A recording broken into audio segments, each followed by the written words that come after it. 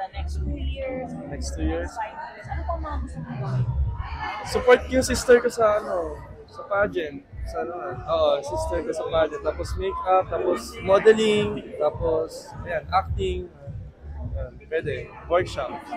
Workshop pa. Opo. Yes po. Kenneth, have you checked your co-candidates sa social media? Yes po, may mga nakikita na po. Tsaka may mga There's one napapalo. candidate you would like to do makeup. Sino gusto mo makeup ay? Na co-candidate. Oo, may ganun ba? Pwede naman kahit sino na siguro, pwede na sila, Malaysia. Kasi sa Malaysia kasi is more on, mas siya, mas malapit siya kay Cosmopolitan. Kasi sa kanila yung, sa base ng So, yun, si Malaysia, yung Malaysian guy. Kenneth, are you wearing makeup today? Yes, yeah, makeup by me. Wow, thank you so much. Kanya talaga yung kulay mo or nag-swimming ka ng beach? Kasi so parang... Before, galing ako sa Ilocos lang last time. Mukhang tanning tayo. So talaga nagpapatan ka pa? Yes po. Yes po. Ayaw mo puputi. Ayaw mo puputi.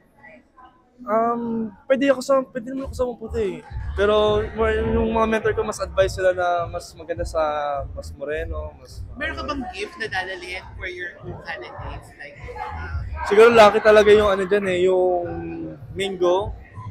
Tag doon? Ano po yun? Dried mango? Oh yun, dried mango, yes. Lucky siguro siya sa mga sa mga nananalo pag nagdadala ng dried mango sa international pageant. Alay mo. From Laguna meron ba? From Laguna wala masyadong sa Laguna, more on talaga sila eh. Damit, tsaka mga textile, mga gano'n. Fabrics. So ano pang mga hobbies mo, Renel? Aside sa makeup, volleyball. So yun. More on volleyball talaga. Tsaka playing, Mobile Legends.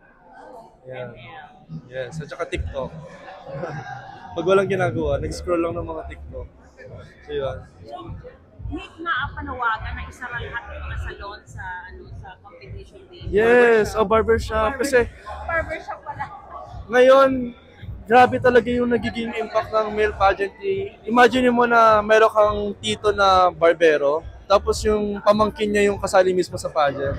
So ibang level di ba pag yung pamangkin mo yung kasali. So parang may effort talaga na tatawagin mo yung mga kaibigan mo, mga barbero din, mga kapitbahay mo na tara manood tayo, sara muna yung shop. So I wish someday after 5 years, 6 years, 10 years, nangyayari na yun sa male pageantry sa Philippines. So lahat talaga ng gender talaga sinusuportahan na. Kasi kahit yung MIQ, I wish na masuportahan din natin yung mga iba't ibang gender, like mga trans community. So, yun. Yes. Message mo and invite them to watch. Yes. Thank you po sa question. I-invite ko po kayo na supportahan ako sa Mr. Cosmopolitan. Lalo meron po kaming voting online. So, sadly, madaming nagko-comments na walang free na vote.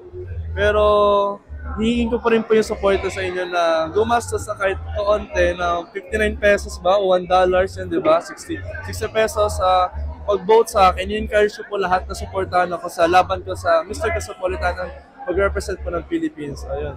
Bali na sabi ko kanina, ang preliminary namin is September 5. So, ang asahan po natin doon is swimwear, natural costume, and talent. So, isa sa pinakahintay ko talaga is yung talent ko aside sa natural costume kasi tiwala talaga ako kay Sir Patrick. Pero yung talent ko sa kanila talaga, wino-workout ko talaga siya. Kailangan ko talaga siya ma-perfect kasi hindi naman ako yung totally super talented na person. Ayun. Secret. Pero perform siya eh. Mag-perform ako dun eh. So, inaano ko talaga siya. Hindi pa siya about sa Philippines eh. So, hindi siya native dance. So, basta about perform. Parang arts, performing arts. Yung gagawin ko, yun na lang sa Philippines. may magiging inspiration mo sa pageant? Inspiration ko sa pageant ko, Magbibigay sa iyo. siguro yung family ko talaga. Sila talaga yung number one ko na inspiration. Kasi, manalo or matalo ako, nakita ko yung precious moment na sinusuportahan talaga nila ako throughout my journey. And kahit matalo ako, alam ko na love pa rin nila ako. And gagawin ko lahat para manalo talaga. So, ina-aim ko talaga. Yes. Si mami lang talaga hindi. Pero si daddy, mga sister, kapatid ko, mga friends ko lilipad. So, important. Kenneth, are you doing your own makeup? Yes po, may ano po. Photo. Sa makeup po ako, tapos may tulong lang po ako na friend ko po, si Sir Dennis po, kasi siya po yung makeup artist niya, Gretchen Barreto. So kasama ko po siya doon. So I'm lucky kasi na ako sa mga ganun tao, di ba? Na relate ako sa mga ganun na friends. So nakakaroon ako ng support sa kanila, support system sa kanila. So yeah, siya yung tutulong sa hair ko. Kasi last time, dalawa din kami nagtulungan nung sa competition ko sa Mr. Pilipinas. Ayun, maganda yung kinalabasan. Nakausap mo na ba yung former Mr. Pilipinas? Hindi ko pa siya nami-meet. No, hindi ko pa. Si Ivan na-meet ko na siya, friend ko si Ivan. Pero si Emerson, hindi ko pa siya nami-meet. Sana next time or after ng pageant. Kasi medyo yung time medyo malapit na so medyo wala na akong time para makipag sa ibang tao. Intro naman. Okay. Ano ba intro ko? So, kunyari nasa stage ka na. Wait lang, hinintay ko po si Stenten. Special May age ba yun? Wala na. Wala naman. Okay. Kenneth. Kenneth Rios Marcelino, representing Philippines.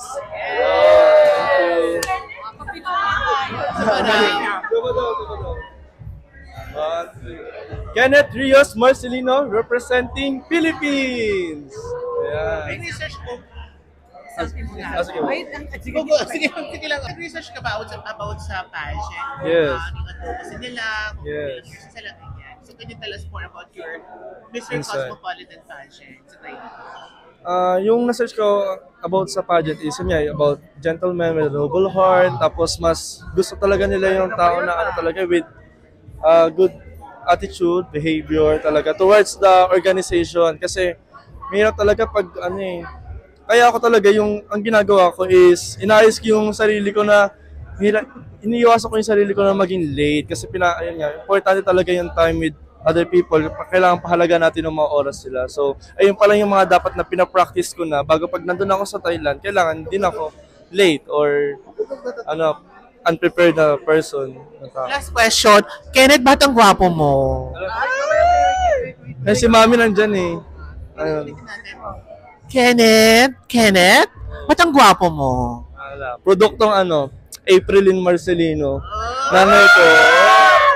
Ayan. Gwapo mo, Franz. Ang ganda ng mukha mo talaga. Oh, thank you. Thank you so much. Wow. Thank you. Grabe. More on Adonis. Wala pa abs. How old are you nga ulit? 25. 25 na. 25. Wow, thank you. And we are so... Ay,